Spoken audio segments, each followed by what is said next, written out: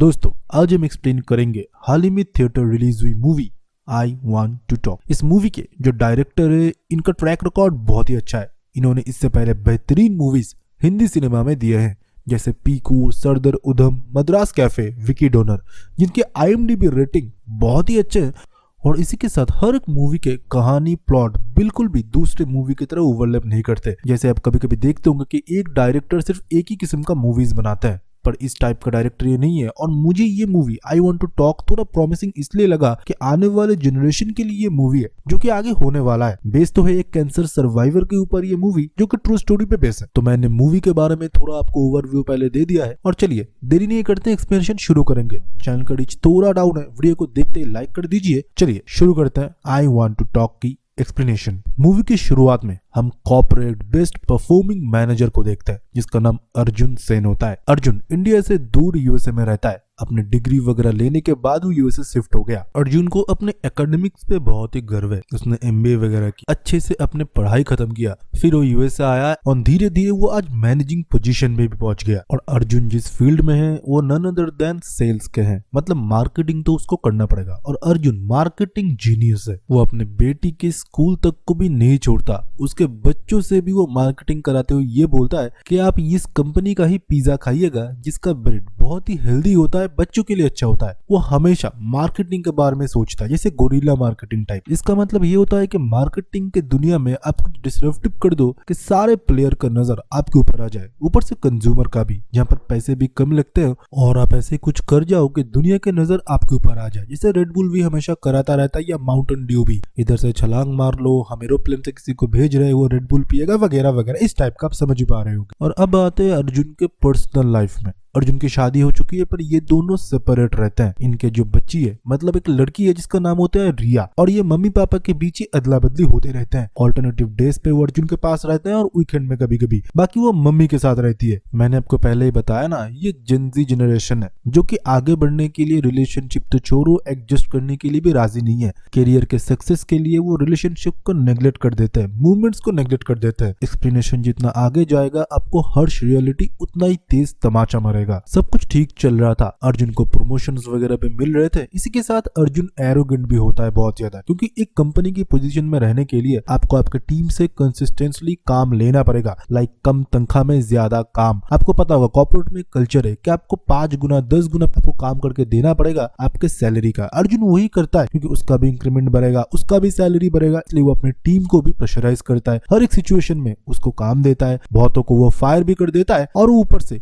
उसके लिए उसके मन में थोड़ा बोरा भी सिंपैथी नहीं रहता कि वो बिल्स कैसे आगे पे करेंगे, उनके फैमिलीज कैसे चलेंगे। क्योंकि अगर अर्जुन ये सब कुछ सोचता गया तो उसके सेल्स टारगेट पूरे नहीं होंगे और कंपनी उसको ना फायर कर दे। ये डर हमेशा रहता है कॉर्पोरेट में। जो लोग कॉर्पोरेट में काम करते हैं वो रिलेट भी कर पा रहे होंगे। और ऐसे ही एक दिन हम देखते हैं अर्जुन एक लेक्चर में समझा रहा होता है कि जिस कंपनी के लिए वो मार्केटिंग कर रहा है, पिज्जा कंपनी का, उनके डायरेक्टर आए हुए थे। अर्जुन समझाते समझाते अचानक से ब्लैकआउट हो जाता है और उसके मुंह से खून की उल्टी होने लगती है। इमीडिएटली अर्जुन को हॉस्पिटलाइज करा जाता है। हॉस्पिटलाइज करने के बाद जब अर्जुन को होश आता है, डॉक्टर बताते हैं कि आपको थ्रोट कैंसर है और आपके पास जिंदा रहने के लिए सिर्फ 100 दिन है, मतलब 3 महीने के आसपास अर्जुन सरवाइव कर पाएगा। अर्जुन मानो ये सुनने के बाद पूरा सुन हो चुका था। वो बहुत ही ऑप्टिमिस्टिक है और सेल्स का बंदा है। वो बोलता है मैं रिपोर्ट को फिर से देखूंगा और हायर डॉक्टर को दिखाऊंगा। और आप बोल रहे हो कि 100 दिन में मैं मारा जाऊंगा, आप क्या बुलशिट बात कर रहे हो। ये बोलने के बाद हॉस्पिटल से वो सीधा निकल जाता है। मैंने पहले ही आपको बोला था, जब एक मैनेजिंग पोजीशन पे आप जाते हो या जिंदगी में एक हायर अथॉरिटी पोजीशन में पहुंचते हो, जहां पर आपकी बात लोग सुनते हैं, तो आप डायरेक्टली किसी की बात सुनने के लिए नाराज होते हो। हर एक चीज पे आप क्वेश्चनिंग करते हो, यू क्यों हुआ, ये क्या हुआ, जो अर्जुन कर रहा है। अर्जुन ने सोचा था कि उसे कुछ नहीं हुआ, पर धीरे धीरे उसे भी रियलाइज होने लगा कि उसकी तबीयत बिल्कुल खराब हो चुका है। उसकी बेटी तब छोटी होती है, वो खून की उल्टियां करता जाता है, पर उसके बेटी को वो कुछ भी नहीं बताता। इसलिए क्योंकि बच्ची छोटी है, वो समझेगी नहीं। फिर उसका दोस्त उसे रेकमेंड करता है कि तुम कैंसर रिसर्च हॉस्पिटल में जाओ, जहाँ पर आपको जॉयंतु देव मिलेंगे, जो कि रशिया से प्रैक्टिस खत्म करके 25 साल पहले USA आ चुके थे, और वही है जो तुम्हारा ट्रीटमेंट बेस्ट वे में कर सकते हैं। उनका ट्रैक रिकॉर्ड 100% है। फिर हम देखते हैं अर्जुन जाते हैं उनसे मिलने के लिए। डॉक्टर जाने के बाद उसे सब कुछ समझाते हैं और ये बोलता है ऑपरेशन तो थोड़ा क्रिटिकल है बट अब चिंता मत करिए, हम कर देंगे। पर मैं आपको बताया था कि अर्जुन मार्केटिंग का बंदा है, वो खुद पहले रिसर्च करता है, फिर वो डॉक्टर के पास जाता है और सारे डायग्राम बताता है और ये बताता है कि आप मुझे ऐसे समझाओ कि डायग्राम में मेरे पेट के और मेरे थ्रोट के आप कैसे कैसे क्या क्या पार्ट काटोगे और इधर क्या करोगे। डॉक्टर भी तब शॉक हो जाते हैं और नर्स भी, क्योंकि ऐसा पेशेंट कभी मिला नहीं जो कि खुद के अनुसार डायग्राम बना के लाया है ह्यूमन बॉडी का और बोल रहा है कि आप कैसे कुछ करोगे, पेन वगैरह से मार्क करके अब बताओ। डॉक्टर फिर अर्जुन को समझाता है डायग्राम के अंदर ही पेन वगैरह से मार्क करके, और उनके जो नर्स होते हैं नैन्सी, वो भी अर्जुन को देख के थोड़ा थोड़ा मुस्कुराता है कि ये पेशेंट कैसा है, डॉक्टर से ऐसे बात कर रहा है और डायग्राम में चीजें समझ रहा है। डॉक्टर सब कुछ समझाने के बाद अर्जुन ये एक्सप्लेनेशन देता है, अगर आप डायग्राम में कुछ चीजें समझाते हो तो मेरा फेयर लेवल 7 तक रहेगा, अगर आप अपने बॉडी पार्ट को टच करते हुए दिखाते हो और मेरे आंखों में देखते हो मेरा फेयर लेवल 10 तक चला जाएगा, मैं नर्वस हो सकता हूँ, इसलिए मैंने आपको डायग्राम बोला। धीरे धीरे हम देखते हैं कि अर्जुन ने बहुत ज्यादा वेट गेन भी कर लिया था। फिर अर्जुन का पहला लाइफ का सर्जरी होता है, थ्रोट कैंसर का। सर्जरी कंप्लीट होने के बाद हम देखते हैं कि अर्जुन का पूरा शक्ल बदल चुका था, उसके सर में एक भी बाल नहीं थे, उसका जॉ लाइन बिल्कुल फूल चुका था और गले में भी एक सपोर्ट दिया गया था। अर्जुन फिर भी थोड़ा स्टेबल था, बस उसका गले का साउंड थोड़ा चेंज हो चुका था क्योंकि एयर पास नहीं हो रहा था अच्छे से, उसको ब्रीदिंग लेने में थोड़ा प्रॉब्लम हो रहा था। और उसकी बच्ची रिया छोटी थी, वो अभी भी ऑल्टरनेटिव डेज पे अर्जुन के पास रहती थी, बाकी टाइम अपने मदर के साथ। और मैं आपको दुनिया के सबसे हार्श रियलिटी बताऊं, जो है पैसा। जब अर्जुन को कैंसर डिटेक्ट हुआ था, उसकी वाइफ ने उसके साथ सेपरेशन ले लिया था बहुत पहले। पर आपको पता होगा कि यूएसए वगैरह का लॉ बहुत ही स्ट्रांग है, हर किसी के पास लॉयर होते हैं जो कि अपने कस्टडी पैसे वगैरह सब कुछ सिक्योर करके ही सारे रिलेशनशिप वगैरह आगे बढ़ाते हैं। शादी के पहले ही वो डिसाइड कर लेते हैं कि अगर आप चाहते हो कि आप मुझसे शादी करो तो जब डिवोर्स होगा आपका इतना प्रॉपर्टी मुझे मिले, लड़का अगर चाहता है तो तुमको ये देगा वो देगा, सब कुछ कंडीशन कंसेंट के साथ शादी के पहले सिग्नेचर वगैरह कराया जाता है। बाहर के देशों में ये कल्चर बहुत पहले से है, इंडिया में भी अभी आने लगा है, बहुत सारे टायर 1 सिटीज में आपको ये देखने को मिलेगा और प्रसिद्ध फैमिली में भी ये सब कुछ चलता है। धीरे धीरे ये बढ़ रहा है। एग्रीमेंट प्रथा, शादी से पहले आप एग्रीमेंट करा के डिवोर्स आपको देना पड़ेगा अगर कोई भी पार्टी मांगे तो। जायदाद कैसे डिवाइड होंगे पहले से ही बता दिया जाता है, बच्चे कहाँ पर रहेंगे वो भी पहले से डिसाइड करके लोग शादी करते हैं। अर्जुन के साथ भी वही होता है, अपने लो टाइम में वो अपने वाइफ को पास नहीं पाती, उसका जायदाद उसको दे देना पड़ता है, सिर्फ उसके पास उसकी बेटी रह जाती है, वो भी ऑल्टरनेटिव डेज पे। पर रिया को उसकी मम्मी ये सिखाती है कि तुम्हारे पापा नाटक कर रहे हैं, उसको कुछ भी नहीं हुआ है, तुमने क्या अपने पापा के घाव वगैरह कभी देखे हैं। और रिया तब छोटी थी, अपने पापा से जिद करने लगी, पापा आप नाटक कर रहे हो, मेरे स्कूल में भी सब लोग बोलते हैं और मेरे मम्मी भी मुझे ये सिखाती है। फिर उसके पापा मतलब अर्जुन अपने स्कार्स अपने दाग वगैरह अपने बेटी को दिखाती है, फिर उसकी बेटी जाके उसके माँ से झगड़ा करती है और उतने छोटे वक्त पे वो अपने बाप के पास मतलब अर्जुन के पास परमानेंट रहने लगती है। तभी से ही बाप बेटी एक साथ रहते हैं और एक दूसरे के ख्याल रखते हैं। अर्जुन का वो ऑपरेशन सक्सेसफुल हो गया। धीरे धीरे अर्जुन ने रिकवरी भी दिखाई, पर उसका तबीयत बिल्कुल ठीक नहीं था, उसके शरीर के अंदर तभी भी प्रॉब्लम थे। डॉक्टर ने बोला था ये पूरा क्योर नहीं हुआ, 2 साल हो सकता है तुम और जिंदा रहो। फिर हम देखते हैं अर्जुन सर्जरीज के बाद सर्जरी कराता जाता है। ऐसे ड्यूरेशन में जब 2 साल वगैरह खत्म होते हैं फिर से सर्जरीज कराते हैं। इतने टाइम में 6 सर्जरी उसके हो चुके हैं और उसकी बेटी रिया भी बड़ी हो चुकी है। फिर हम देखते हैं अर्जुन ने तब एक डिसीजन लिया था कि जब उसका ये सब कुछ टल रहा था, ट्रॉमा वगैरह सर्जरी वगैरह, उसने ये डिसाइड किया था जिससे भी उसने आज तक बहुत बेरुखी से बात किया, जिसका भी दिल दुखाया उसने, तो उनको वो सॉरी बोलेगा या उनसे माफी मांगेगा, कुछ छोटे मोटे गिफ्ट उनको पहुंचाएगा, जो कि वो पहुंचाता भी है। अपने कुछ टीम मेंबर्स को भी उसने पहुंचाया। कभी उसने डॉक्टर देव के जो नर्स है नैन्सी, उनको भी तकलीफ दिया था, रूडली बात करना, आपको प्रोसीजर पता नहीं वगैरह वगैरह, उसको भी उसने गिफ्ट पहुंचाया। उसको सेल्फ रियलाइजेशन होने लगा था कि जिंदगी कितनी छोटी होती है और उसने इस छोटी सी जिंदगी में बहुत लोगों को हर्ट करा है। अर्जुन तो ये सब कुछ कर रहा था, साइड बाय साइड सर्जरीज भी चल रहे थे। पर आपको पता होगा कि बॉडी का अगर एक टेक्सचर या बॉडी का एक पार्ट अगर डिजीज से भरा होता है, उसका बार बार सर्जरीज होते हैं, तो दूसरी जगह प्रॉब्लम होना शुरू हो जाता है। जैसे अर्जुन को बाथरूम वगैरह जाने की भी तकलीफ हो रहा था, उसके खाना वगैरह भी पेट में अच्छे से पचता नहीं, लीवर वगैरह में भी प्रॉब्लम आने लगा था, उसके लिए भी उसको सर्जरीज वगैरह करने पड़ रहे थे और मेडिसिन लेना पड़ रहा था। अर्जुन बहुत ही वीक हो चुका था, वो अपने बेटी को बाहर तक छोड़ने के लिए भी नहीं जा पाता, कभी कभी वो बिस्तर से भी गिर जाता था। अभी उसकी बेटी रिया बड़ी हो चुकी थी तो एक माँ बन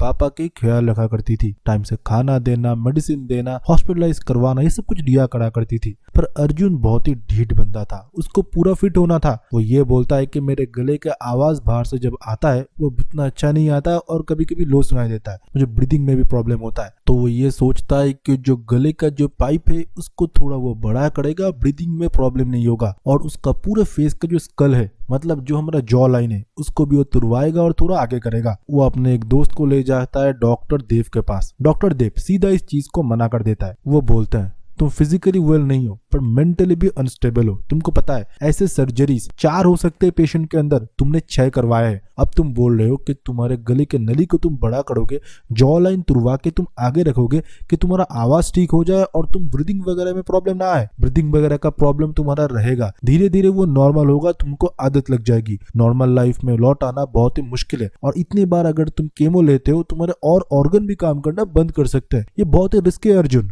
अर्जुन फिर ये सब कुछ सुनता है और निराश हो जाता है। फिर वो अपने घर लौटता है। रात में रिया बोलती है कि मेरा प्रॉम का जूता मम्मी के घर में, मुझे उसको लेने के लिए जाना है। अर्जुन फिर बोलता है कि कल सुबह चले जाएंगे, पर रिया जिद करती है। फिर उसके पापा उसके साथ जाता है। लड़की बड़ी हो चुकी है पर रात में रोड सेफ नहीं होता है। तब अर्जुन बोलता है प्रॉम व्रॉम का क्या सीन है। जैसे आपको भी पता होगा कि लड़के लड़के डांस वगैरह करते हैं कॉलेज वगैरह में, ये विदेशी कल्चर है। उसी के लिए रिया को शूज चाहिए थे जो उसके मॉम के घर पे थे। रिया के बॉयफ्रेंड से भी अर्जुन को प्रॉब्लम था, पर ये इंडिया नहीं है, तुम ऐसे ही बच्चे के ऊपर कुछ थोप नहीं सकते। रिया के पास भी हर एक चीज का काउंटर होता था। तो अर्जुन से भी ये बोलता था हमेशा सेफ रहना और प्रेग्नेंट वगैरह मत होना। रिया अपने मॉम के घर से जूते लाते हैं, पर घर आके पता चलता है कि उसने गलत जूते लाए हैं। फिर से वो अपने पापा को मनाता है, पर इस बार अर्जुन को गुस्सा आता है और उसे इरिस्पॉन्सिबल बोलते हैं कि मेरा ये हालत है और तुम मुझे बार बार बाहर लेके जा रहे हो। रिया बोलती है कि मैं खुद ड्राइव करके चली जाऊंगी, पर अर्जुन मना करता है और खुद जाता है। फिर से उसके वाइफ के घर में रिया फिर से सही वाला जूता लेता है और घर आ जाता है। अर्जुन फिर उसके ऊपर चिल्लाता है, बोलने जाता है कि मेरा तबीयत खराब है वगैरह वगैरह। फिर रिया को गुस्सा आता है। वो बोलती है आपने कभी पूछा कि मुझे क्या पसंद है? मुझे मम्मी पापा दोनों के साथ रहना था, ये मेरा चॉइस नहीं था। आप दोनों ने एक दूसरे के साथ शादी की, आप लोगों का चॉइस था। मुझे पैदा किया, ये भी आप लोगों का चॉइस था। पर ऑल्टरनेटिव डेज पे आपके पास रहना, मम्मी के पास रहना, चीजें कभी कभी मैं भूल जाती हूँ पापा। मैंने इसलिए 2 ब्रश रखे हैं, एक हमारे इस घर में और एक मम्मी के घर पे। मैं आप दोनों के अंदर पिस रही हूँ, कभी आपके घर में कभी मम्मी के घर में। मुझे तो कहीं पर भी अच्छे से प्यार नहीं मिलता और मैं इधर आपको टेक केयर कहने के लिए रुक रही हूँ पापा। ये सब कुछ वो अर्जुन को सुना देती है। दोनों की गलती नहीं है, एक का तबीयत फिजिकल लेवल पे खराब है इसलिए वो बाहर वगैरह जाना नहीं चाहता, और दूसरे का इमोशनल लेवल पे बहुत ज्यादा डैमेज है क्योंकि मम्मी पापा एक साथ नहीं रहते। फिर हम अगले दिन देखते हैं अर्जुन रिया से अच्छे से बात करता है और ये बोलता है मुझे रियलाइज हुआ कि मैंने तुमको इधर बांध कर रखा है। तुमने जो बात बोली थी रिया वो बिल्कुल सही बात थी। हम दोनों का डिसीजन था शादी करने का, पैदा करने का भी डिसीजन दोनों का ही था, पर बच्चे क्यों इन दोनों के चीज में पिसे? तुम क्यों अल्टरनेटिव डेज पे मेरे पास या मम्मी के पास रहोगे? तुमको किसी एक के पास रहना चाहिए क्योंकि हम दोनों एक होने से रहे। एक बैड मैरिज हमारी थी। आज तुम देखो मेरे पास सब कुछ होते हुए भी मैं अकेला हूँ, सिर्फ तुम ही मेरे सहारा हो। रिया भी तब माफी मांगते हुए ये बोलती है मेरी ही गलती थी पापा, मैं कल सुबह चला जाता तो भी ठीक हो जाता। मैंने कुछ ज्यादा ही बोल दिया, पर आप कोई बात मन में नहीं रखिएगा, आपको ज्यादा जरूरत मेरी है। बच्चे जब छोटे होते हैं ना, ये सब कुछ देखते हैं, वो ज्यादा रिस्पॉन्सिबल हो जाते हैं। उम्र से रिस्पॉन्सिबिलिटीज की कोई ताल्लुकात नहीं होता है। जो जितनी जल्दी रिस्पॉन्सिबिलिटी लेगा वो उतनी जल्दी ही मैच्योर हो जाएगा, जो कि आप रिया के केस में भी देख सकते हो। उसको पता है कि उसकी ज्यादा जरूरत किसे है, वो उसी के पास रह रही है। फिर हम देखते हैं इंडिया से रिया के दादू दादी भी आए थे, जो टिपिकली इंडिया लोग होते हैं। बॉयफ्रेंड वगैरह के साथ रिया को देख लिया था। फिर वही क्वेश्चन, रिया क्या प्रेग्नेंट है? वो क्या उसका बॉयफ्रेंड है? क्या उससे शादी करेगा? क्या उसके साथ उसका कुछ चक्कर चल रहा है वगैरह वगैरह। अर्जुन अपने माँ बाप को सीधा बोल देता है कि रिया को भूल के भी ये सब कुछ नहीं बताएगा, वो पूरा गुस्सा मेरे ऊपर ही उतारेगी। अपने पापा को समझाता है कि बच्ची बहुत ही रिस्पॉन्सिबल है पापा, वो मुझे अच्छे से संभालती है और खुद को भी। वो कोई भी डिसीजन ऐसा नहीं लेगी कि बाद में उसे प्रॉब्लम फेस करना पड़े या मुझे। पर पापा मुझे एक चीज करना है जो कि रिया के लिए भी और मेरे खुद के लिए भी। मैं ठीक होना चाहता हूँ। मैं चाहता हूँ कि मेरे गले के जो पाइपलाइन है उसको मैं बड़ा करूँ कि मेरे ब्रीदिंग प्रॉब्लम ना हो और मैं सही से बात कर सकूं। डॉक्टर ने बोला है कि इसमें चांस बहुत ही कम है। मैं उनके प्रैक्टिसेस को चैलेंज करते हुए उनको मैंने बोला कि आपको ये करना पड़ेगा चाहे कुछ भी हो जाए। फिर हमको डॉक्टर देव दिखाए जाते हैं जो कि अर्जुन से बहुत ही नाराज थे। जब डॉक्टर देव को उसने चैलेंज किया कि मैंने यूट्यूब वगैरह गूगल वगैरह में पढ़ा है कि ये प्रैक्टिकल ये करा जा सकता है, डॉक्टर देव ने उसको सब कुछ चेतावनी दिया और ये बोला ये तुम अपने रिस्क पे कर रहे हो, अगर कुछ होता है तो तुम कभी बात नहीं कर पाओगे। अगर बात करने तक ही होता सिर्फ मैं फिर भी मान लेता। इससे तुम डेथ और अलाइव के बीच में एक छोटी सी थिन लाइन रहेगी। अर्जुन फिर भी ये रिस्क लेता है और उसकी बेटी रिया उसकी साथ देती है। ये बोलते हुए कि मेरे पापा एक फाइटर है, वो जो कुछ भी करे उस पे मुझे गर्व है, उन्होंने इतने सर्जरीज को सरवाइव किया है और अभी तक मुझे अच्छे से पाला है, सब कुछ उन्होंने अकेले किया है। फिर सर्जरी होता है और सबसे अच्छी बात है कि सर्जरी सक्सेसफुल होता है, पर वो बहुत टाइम तक बेड रेस्ट रहते हैं और बात वगैरह भी बहुत सोच समझ के बोलते हैं, थोड़ा कम बोलते हैं, गर्दन वगैरह भी अच्छे से हिला नहीं पाते, पर वो डिसाइड करते हैं कि रनिंग करेंगे, मैराथन करेंगे। किसी की बात ना सुनते हुए मैराथन में वो नाम भी लिखाते हैं और रिया जब सोई हुई होती है वो मैराथन के लिए चला जाता है। मैराथन में उससे भागा नहीं जाता, वो चल रहा था, रास्ता पूरा क्लियर हो चुका था। तब उसके बेटी को जब ये सब कुछ पता चलता है वो जाता है अपने पापा को चीयर अप करने के लिए। पूरा दिन गुजर जाता है, फिर जाके वो पूरा मैराथन कंप्लीट करता है और रात में आके चैन की नींद सोता है। असलियत में अर्जुन एक फाइटर है जो कि अपने आप को बीमार नहीं मानता। वो अपने बॉडी को हर वक्त चैलेंज करता है कि जितने सर्जरी तुम फेस कर सकोगे मैं उससे ज्यादा करवाऊंगा और मैं तुमको ठीक भी रखूंगा। खुद के विल पावर की वजह से वो इतने टाइम तक सरवाइव कर पाया, अभी भी वो अलाइव ही है। इस मूवी में बहुत सारे मैसेजेस दिए गए हैं, मैं एक एक करके हर एक चीज को टच करने की कोशिश करूंगा। अगर आपको रिलेटेबल लगता है तो कमेंट में आप अप्रिशिएट जरूर करिएगा। आज के टाइम पे वर्क लाइफ बैलेंस करना बहुत ही मुश्किल है। फैमिली और वर्क के बीच में हमको वर्क को चुनना पड़ता है, इसलिए क्योंकि जो सैलरीज हमको मिलते हैं, जो पर्क्स हमको मिलते हैं, उससे फैमिलीज के जरूरतें पूरी नहीं पड़ते, इसलिए हमको ओवर टाइम वगैरह करना पड़ता है। पर उसी के साथ हमको फैमिलीज को भी देखना पड़ता है। दोनों चीज के बीच हम फंस के रह जाते हैं। ये बोलना बिल्कुल इम्प्रैक्टिकल है कि आप फैमिलीज को टाइम दो, काम में क्या रखा है, काम करके आप क्या करोगे, कल ही आप मर सकते हो, फैमिलीज को टाइम दो, ये बोलना इम्प्रैक्टिकल है। आज के टाइम पे अगर आपको जिंदा रहना है, अच्छे से सर्वाइव करना है, तो आपको काम और फैमिली दोनों करना पड़ेगा। पर मैं इसके बीच का एक चीज बताऊंगा, आपको जिस किसी भी चीज में खुशी मिलती है ना, उस चीज को आप जरूर करो। अगर आपको फुटबॉल खेलने में मजा आता है तो एक बार वीक में जरूर फुटबॉल खेलो।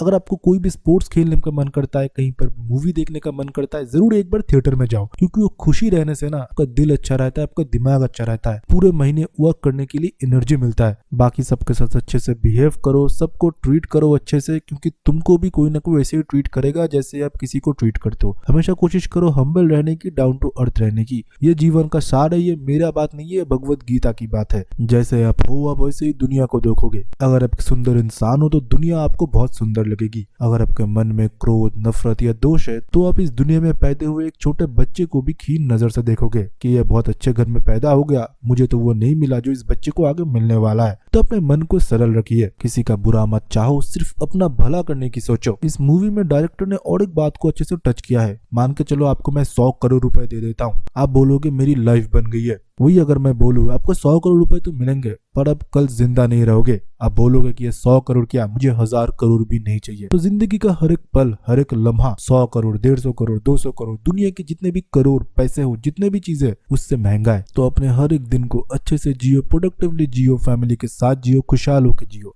इसी के साथ इस मूवी का एक्सप्लेनेशन खत्म होता है दोस्तों। चैनल का रीच थोड़ा डाउन है ना, वीडियो को थोड़ा लाइक कर दीजिए अच्छे से सब्सक्राइब करके। और इसी के बाद एक वीडियो प्ले होगा जो कि हमारा एक फ्री सर्विस का है। आप अगर उस ग्रुप में ज्वाइन होते हो तो आप इंडिविजुअली हमको सपोर्ट कर रहे हो। आप जैसे शॉपिंग वगैरह करते हो ना ऑनलाइन, आप उधर से करो ना, हमको थोड़ा सपोर्ट मिलेगा, हम ऐसे वीडियो लाते रहेंगे। कमेंट सेक्शन के पहले लिंक से आप हमारे ग्रुप में ज्वाइन हो सकते हो। के बाद एक विज्ञापन रहेगा जो कि मेरा खुद का है, मैंने खुद बनाया है। वो वीडियो को देख कर आप अच्छे से समझ पाओगे कि हमारा प्रोडक्ट क्या है। तो चलिए फिर मिलते हैं ऐसे बेहतरीन वीडियो के साथ। तब तक के लिए बाय बाय एंड सी या। रुकिए, आप लोग जाइएगा मत। आप लोगों के लिए एक फ्री मूवी वाउचर या कोई भी OTT प्लेटफॉर्म का 1 महीने का सब्सक्रिप्शन टोटली फ्री हम लोग दे रहे हैं। वो आपको मिलेगा एक छोटा सा टास्क करने की वजह से। आप लोगों के लिए हमारा और एक फ्री सर्विस है। तो वो क्या है, एक वीडियो प्ले होगा अभी, उसको थोड़ा देख लीजिए। अगर आप ऑनलाइन शॉपिंग करते हो फ्लिपकार्ट, अमेजॉन, मिंत्रा में, तो आपको पता होगा कि लिमिटेड टाइम के लिए प्रोडक्ट के प्राइस डाउन हो जाते हैं। तो तभी हम हमारे ग्रुप में उस प्रोडक्ट की डील डाल देते हैं, आप लोग खरीद लेते हो। तो पिन कमेंट के पहले लिंक से हमारे ग्रुप में ज्वाइन हो जाइए, जो कि टोटली फ्री है। आप खरीदेंगे फ्लिपकार्ट, अमेजॉन, मिंत्रा से, और कब प्राइस डाउन जा रहा है वो हम आपको बताएंगे। देख लिया, अच्छे से समझ लिया कि आप लोगों का क्या बेनिफिट होने वाला है। तो ग्रुप में ज्वाइन होइए और इस वीडियो के कमेंट सेक्शन में अपना ओपिनियन दीजिए एक्सप्लेनेशन से रिलेटेड, और उसी के साथ ये भी लिखिए कि आपको हमारा शॉपिंग ग्रुप कैसा लगा। बस इतना ही काम है। नेक्स्ट वीडियो जब हम अपलोड करेंगे, हम रैंडम एक कमेंट पिक करेंगे, उसको हम ईमेल के थ्रू कांटेक्ट करेंगे एंड गिफ्ट वाउचर या OTT सब्सक्रिप्शन पहुंचा देंगे। सो इतना ही था। तो चलिए नेक्स्ट मिलते हैं ऐसे एक बेहतरीन वीडियो के साथ। तब तक के लिए बाय बाय एंड सी या।